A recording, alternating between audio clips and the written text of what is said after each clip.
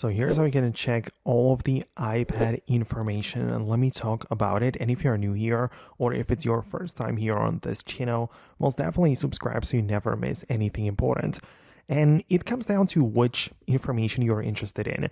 If it is about the iPad model and the hardware that you're using, all you have to do is to check out the settings, general, and about at the top of the list, where you'll see your name of the iPad, which you can change, but also the version of the software, the model name.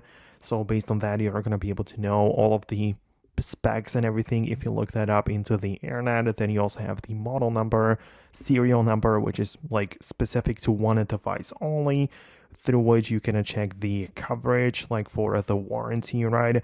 You can just literally paste the serial number into the checkcoverage.apple.com website, and there you'll be able to see all of the, as I said, like warranty information and when the iPad has been purchased and that kind of thing, if you are interested in the actual iPad model, right? So in here, as you can see, the coverage is here as well, and how many photos and songs or whatever.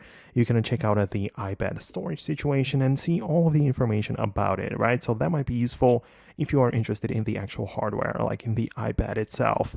But other than that, if you are interested in the account and the information of you as a person using the iPad, check out these settings as well, but tap on your profile, and at the top, this is your Apple account, and you can manage your personal information in here, or the services where you used the Apple sign in, right?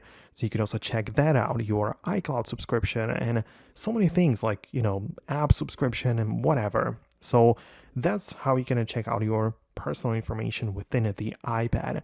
So let me know if you managed to find exactly what you are looking for. Hit the thumbs up for tutorials and videos like this one. Of course, subscribe as well so you don't miss anything, and I'll see you later.